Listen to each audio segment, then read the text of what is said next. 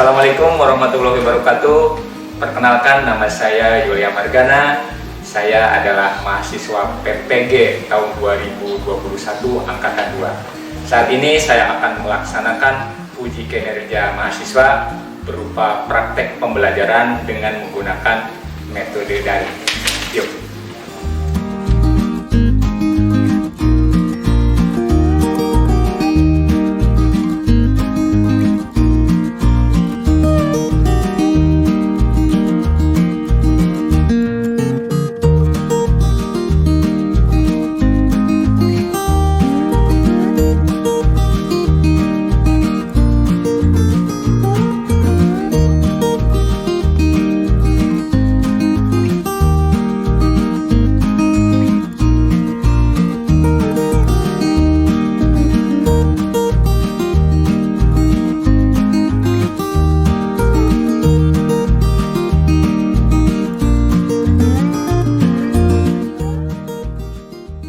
Baik, Assalamualaikum warahmatullahi wabarakatuh.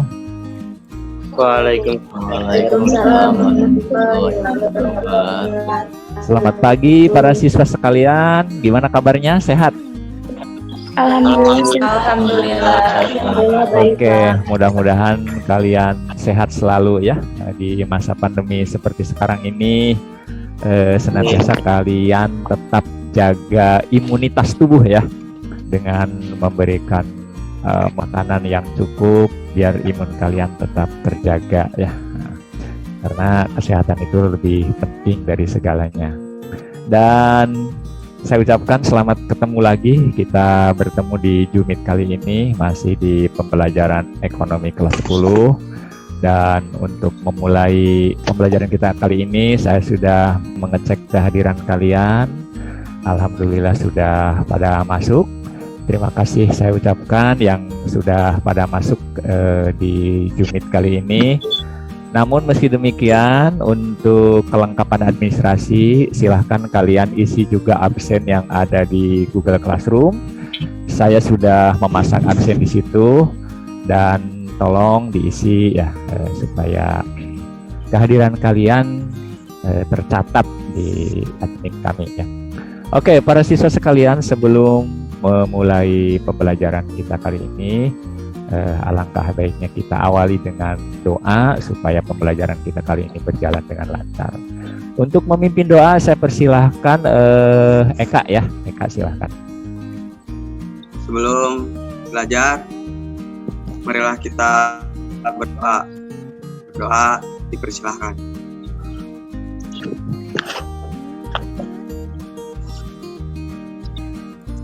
Baik, terima kasih untuk Eka ya. Kita udah memimpin doa, mudah-mudahan pembelajaran kita kali ini berjalan dengan lancar.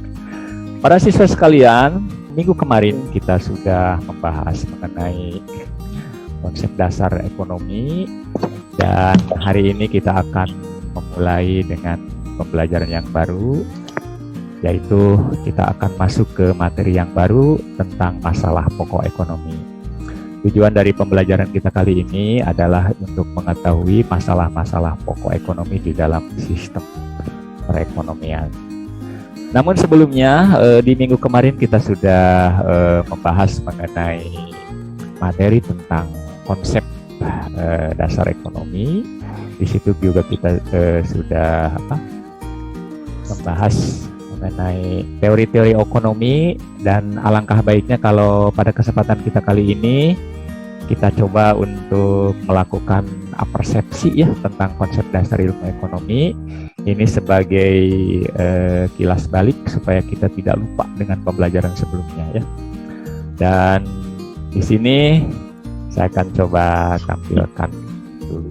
Kita akan coba ngisi PTS aja dulu ya sebagai persepsi.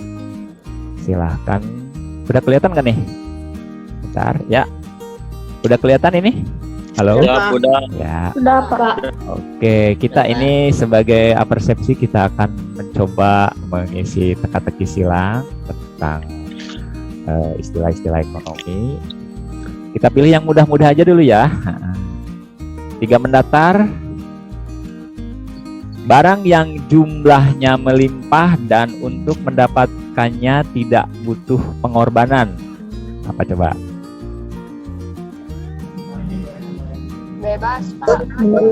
Bebas ya. Oke, kemudian nama datar, kita lihat nama datar, sumber daya untuk mampu mengelola sumber daya produksi. Nomor 6. Keahlian, Pak. Keahlian. Keahlian ya. Oke, nah, kita coba yang mudah-mudah aja dulu ya. Nih, coba di 4 ke bawahnya ya, kita lihat ya. 4 ke bawah ya. Kebutuhan yang timbul bersamaan dengan perkembangan manusia. Coba diingat-ingat lagi. Sekunder.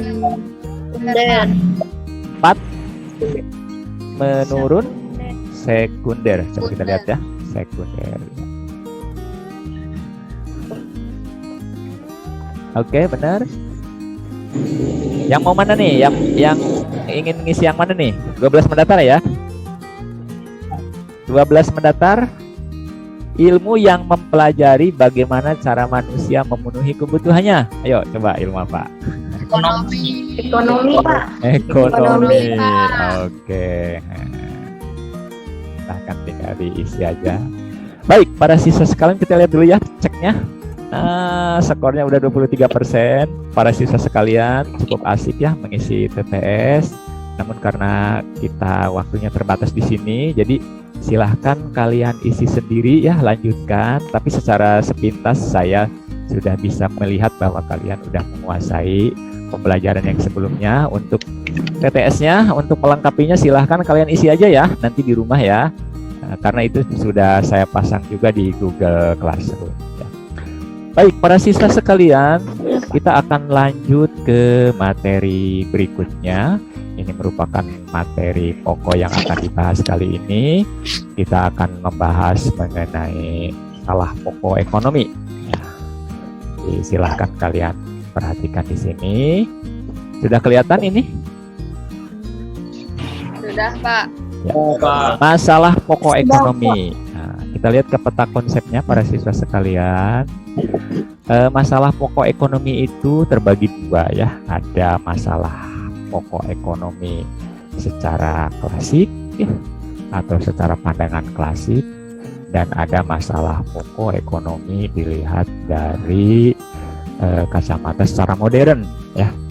Dimana di masalah pokok ketika dulu ya, ketika klasik itu sorotannya ketiga hal yang ini ya, ketiga hal yang ini.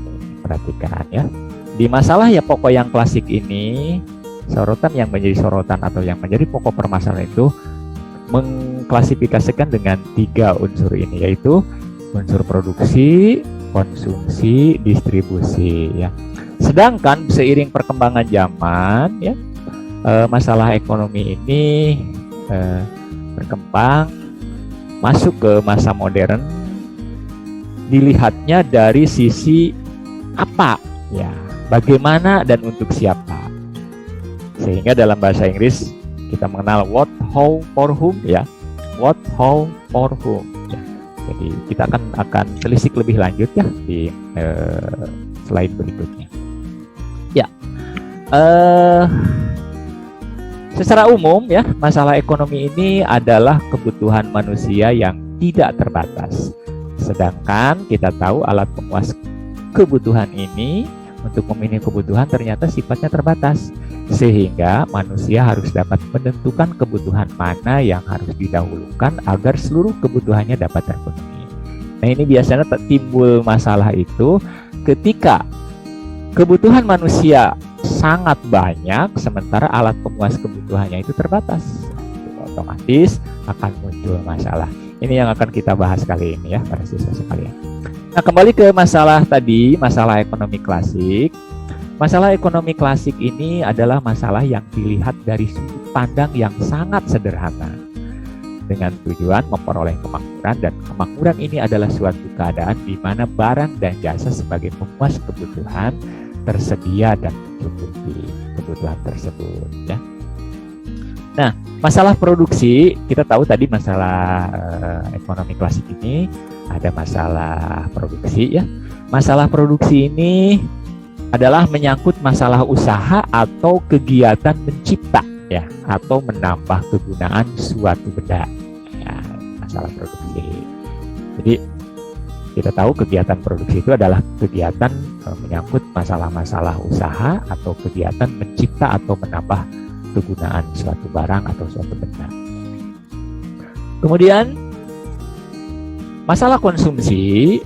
Nah, kita lihat konsumsi ya. Konsumsi ini menyangkut kegiatan menghabiskan atau mengurangi kegunaan suatu barang ya. Nah, ini konsumsi ini dipengaruhi oleh faktor eksternal dan internal. Faktor intern atau internal itu diantaranya sikap, kemudian kepribadian, motivasi, pendapatan seseorang, selera, dan watak karakter. Itu ya yang mempengaruhi masalah konsumsi ini. Kemudian faktor eksternnya dipengaruhi oleh kebudayaan, adat istiadat, lingkungan masyarakat, status sosial keluarga, dan pemerintah. Itu masalah konsumsi ya. Kemudian masalah distribusi. Nah, tadi kan produksi, konsumsi, sekarang distribusi. Menyangkut kegiatan menyalurkan barang, di mana penyaluran ini adalah penyaluran barang dari pihak produsen kepada konsumen. Nah, namun dalam masalah distribusi ini terbagi menjadi dua ya. Ada distribusi langsung dan ada distribusi tak langsung. Kita bisa lihat di slide-nya ya, perhatikan. Distribusi langsung artinya distribusi yang dilakukan secara langsung. Artinya menyalurkan barangnya itu langsung dari produsen kepada konsumen dengan tanpa melewati perantara. Ini sebagai contoh misalnya penjual nasi goreng memproduksi sendiri dan langsung diberikan kepada pembeli atau konsumen. Itu namanya distribusi langsung ya. Misalnya, oh saya pesan nasi goreng nah, gitu ya. Nah, diantarkan langsung. Jadi tidak melalui penyalur. Sedangkan yang kedua, distribusi tidak langsung, artinya menyalurkan barang dari produsen kepada konsumen melalui perantara. Ya, ini ya. Seperti misalnya pedagang besar, perantaranya itu ya, atau lewat grosir, kemudian pedagang kecil dulu, lewat agen dulu, maklar, eksportir, importir, dan penyalur-penyalur yang lainnya ya. Jadi tidak langsung ke konsumen, tapi lewat tahapan-tahapan itu ya. Baik, kita lanjut para siswa sekalian. Nah, kemudian kita masuk ke masalah ekonomi modern. Seiring dengan berkembangnya ilmu pengetahuan dan teknologi, pada masa era ekonomi modern ini muncul 3 masalah yang menekankan pada kata ya, kata apa, bagaimana, dan untuk siapa barang itu diproduksi. Istilahnya ada what, how, dan for whom ya. Kita lihat lebih detail ya. Barang yang akan diproduksi atau dengan kata what ini, untuk mengatasi hal tersebut manusia harus pandai dalam membuat prioritas barang apa saja yang akan diproduksi dan berapa jumlah yang sesuai. Jadi ini titik beratnya kata what ini maksudnya barang apa yang akan diproduksi ya. Kemudian bagaimana cara memproduksi barang tersebut ya. Memilih cara dan teknologi yang dipakai dalam proses produksi. Pertimbangan teknologi modern atau padat modal maupun teknologi manual atau padat karya tentu harus melalui proses penghitungan yang detail. Hal ini berkaitan dengan efektivitas dan efisiensi dalam produksi. Nah itulah. Jadi bagaimana memproduksinya harus faktor-faktor tersebut ya harus menjadi bahan perhatian. Berikutnya, untuk siapakah barang itu diperuntukkan? Masalah ini menyangkut pasar yang mana yang akan dibidik. Hal ini didasarkan pada penghasilan, ya, kemudian daerah, kemudian gender atau usia dari konsumen. Masalah ini sangat dipengaruhi oleh distribusi barang tersebut.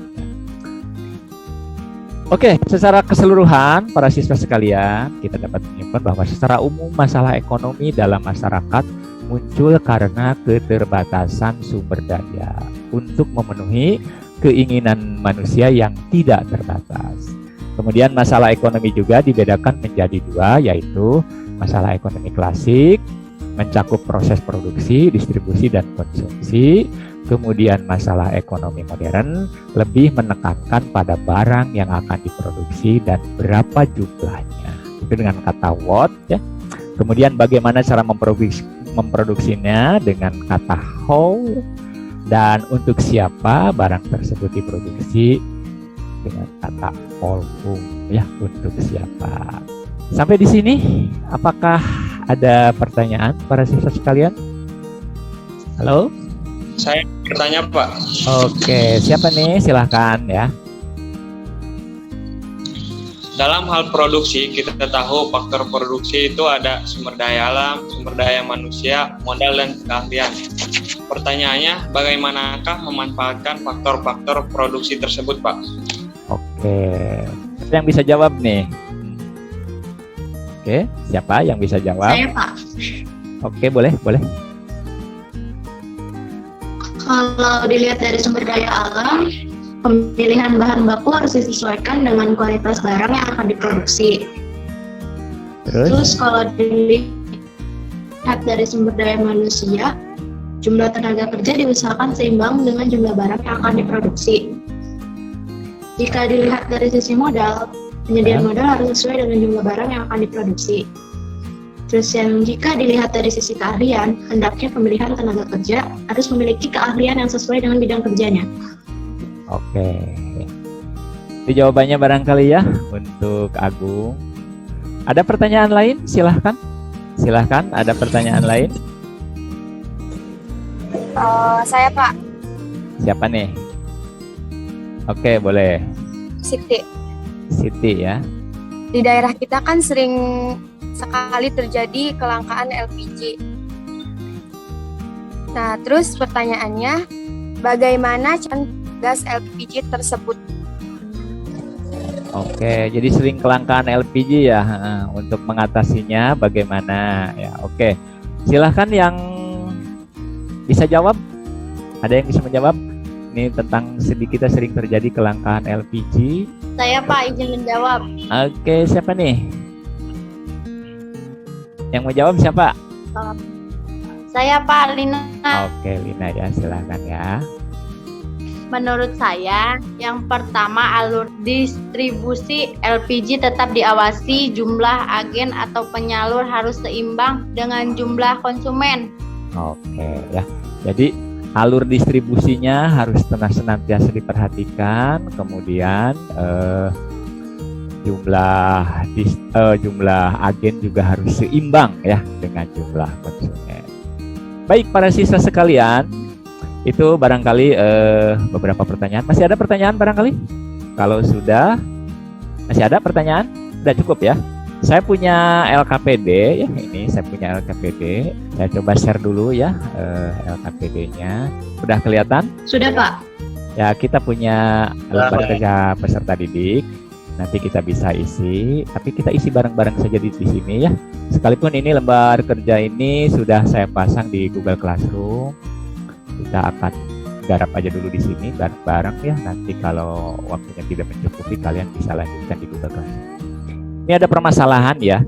Pada masa pandemi COVID-19 belakangan ini muncul sebuah kepanikan di masyarakat.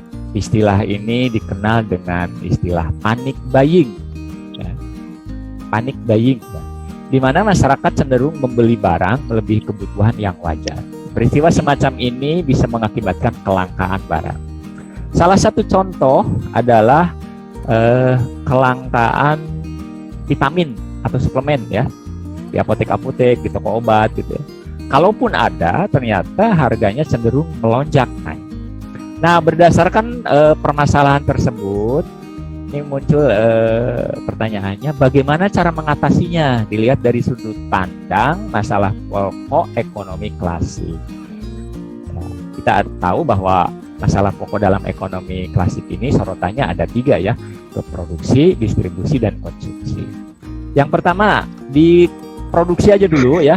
Produksi kira-kira apa tuh jawabannya? Yang langkah-langkahnya atau kira-kira harus bagaimana dari sektor produksi? Siapa yang bisa jawab? Ayo, Siapa yang bisa jawab nomor 1? LKPD? Saya, Pak. Siapa nih? Johan ya? Sinyal kurang kuat tuh sinyalnya. Bergeser dikit lah. Sudah, Pak.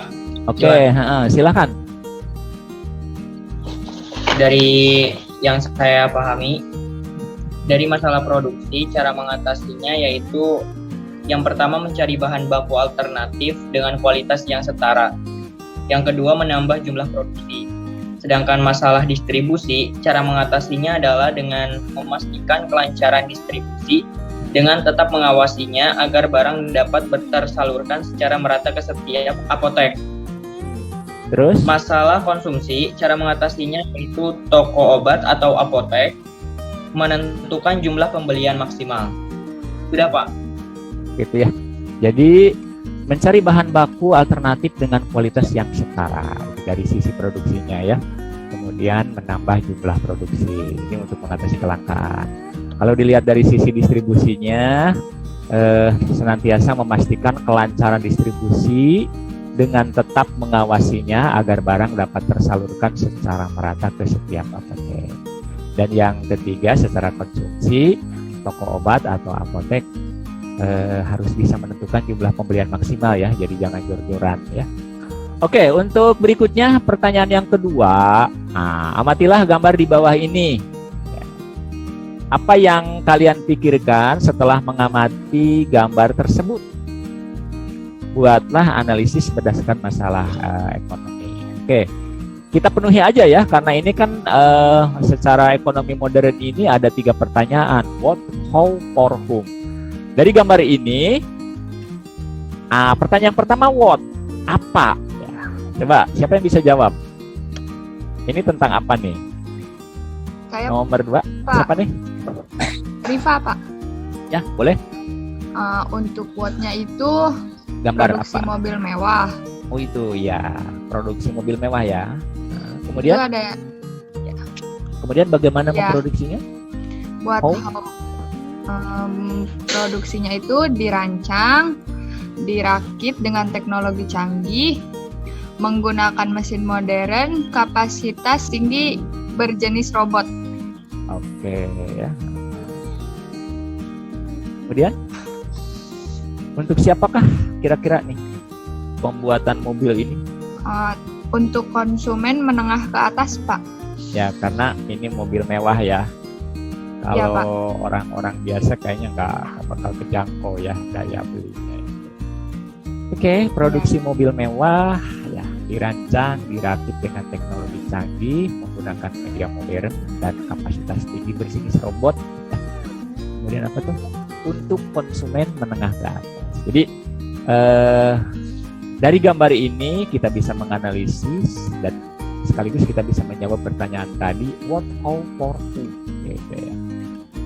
Oke, itu tadi pertanyaan yang kedua. Sekarang ke pertanyaan yang ketiga. Mengapa kata what ya menjadi hal pertama yang harus dirancang dan diperhatikan dalam kegiatan produksi? Yo, siapa yang bisa jawab? Silahkan. Ada yang bisa jawab? Mengapa kata what menjadi hal pertama Saya, Pak. Oh, silahkan ya.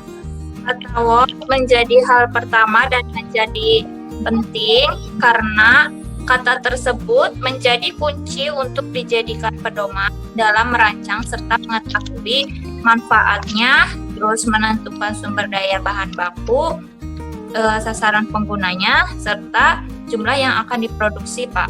Oke. Kata what tersebut menjadi kunci untuk dijadikan pedoman ya dalam merancang serta mengetahui manfaatnya, menentukan sumber daya bahan baku, sasaran penggunaannya, serta jumlah yang akan diproduksi. Oke ya. Benar ya, gitu ya. Para siswa kalian. Yang belum silahkan LKPD-nya diisi ya. Dan itu nanti kalian bisa buka-buka di Google Classroom, itu juga sudah terpasang. Ya, para siswa sekalian, tuntas sudah pembelajaran kita kali ini. Kita sudah membahas, tinggal kita menyimpulkannya. Ya. Siapa yang bisa menyimpulkan dari pembelajaran kita kali ini? Silahkan. Yang mau menyimpulkan? Saya, Pak. Siapa nih? Saya, Pak. Agung ya? Agung. Oke, Gung, silahkan, Gung. Menurut saya kesimpulan, secara umum masalah ekonomi dalam masyarakat muncul karena keterbatasan sumber daya untuk memenuhi keinginan manusia yang tidak terbatas. Dengan kata lain, sumber daya terbatas, sedangkan keinginan manusia tidak terbatas. Ya, lanjut. Masalah ekonomi dibedakan menjadi dua, yaitu pertama, masalah ekonomi klasik mencakup proses produksi, distribusi, dan konsumsi. Yang kedua, masalah ekonomi modern lebih menekankan pada barang apa yang akan diproduksi dan berapa jumlahnya, what, bagaimana cara memproduksi, how, dan untuk siapa barang tersebut diproduksi, for whom. Ya, terima kasih Agung ya sudah memberikan kesimpulan. Jadi kesimpulannya kira-kira begitu dari hasil pembelajaran kita kali ini. Secara umum ya, masalah ekonomi dalam masyarakat muncul karena keterbatasan sumber daya untuk memenuhi keinginan manusia yang tidak terbatas. Ini akan muncul masalah. Dengan kata lain, ketika sumber daya itu ternyata terbatas, sedangkan keinginan manusia tidak terbatas, ini jelas akan muncul. Dan masalah ekonomi ini ada dua sudut pandang pada kita sekalian. Bahwa yang pertama masalah ekonomi klasik, ya. Ini pandangan-pandangan di masa klasik bahwa masalah ekonomi itu muncul mencakup atau sorotannya adalah dari proses produksi, kemudian distribusi dan sedangkan seiring berkembangnya zaman, masalah ekonomi itu ditekankan pada tiga kata ya, yaitu apa, kemudian bagaimana, dan siapa, atau dikenal dengan what, how, dan for. Masalah ekonomi modern itu lebih menekankan pada barang apa yang akan diproduksi dan berapa jumlahnya, kemudian bagaimana cara memproduksinya, dan untuk siapa barang tersebut diproduksi. Ini kesimpulannya ya para siswa sekalian. Mudah-mudahan kalian bisa mengingat ya materi ini, mencampkan dengan baik-baik.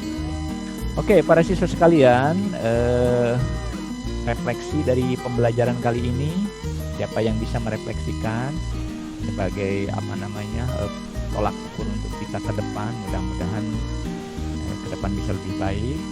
Siapa yang kira-kira bisa merefleksikan, silahkan. Saya, Pak. Oke, siapa nih? Aan. Aan ya, oke, Aan silahkan.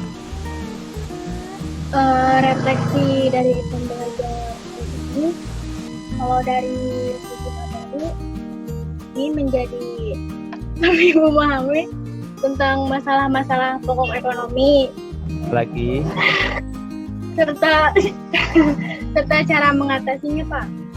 oke. Terus dari sisi teknis terkait pembelajaran daring, kami masih ada masalah. Apa tuh masalahnya? Terutama dari kuota dan jaringannya, Pak. Oke, makasih masukannya ya, ini sebagai refleksi untuk Aan. Makasih. Jadi memang dari sisi materi barangkali kalian sudah memahaminya ya. Ya mungkin kelemahannya adalah dari sisi kuota nih, lagi-lagi kuota. Oke, para siswa sekalian, tuntas sudah pembelajaran kita kali ini.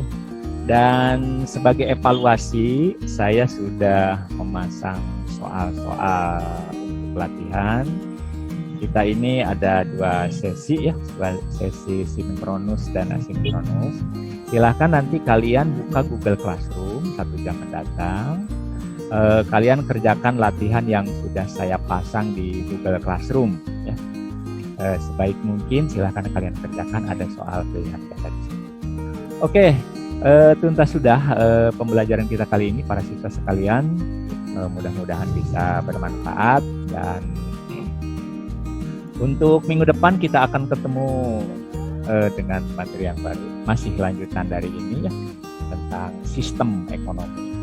Silahkan nanti kalian buka-buka Google Classroom-nya karena materi kemudian absensi akan saya pasang di situ. Jadi sebaiknya 1 jam atau syukur-syukur kalau malamnya silahkan kalian buka dulu Google Classroom. Di situ saya memasang materi pembelajaran, kemudian absensinya untuk hari esok, dan juga latihan-latihan soalnya sudah saya pasang. Jadi alangkah baiknya kalian buka-buka terlebih dahulu. Supaya pas pembelajaran seperti sekarang ini, pas unit seperti sekarang ini, kalian sudah ada gambaran ya.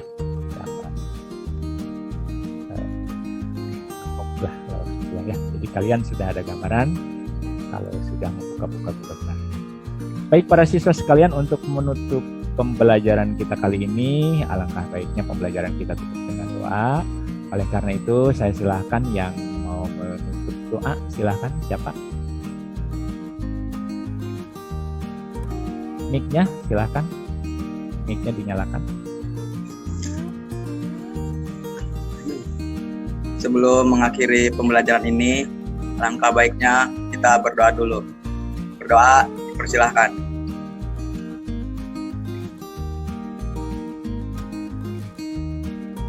Berdoa dapat diakhiri.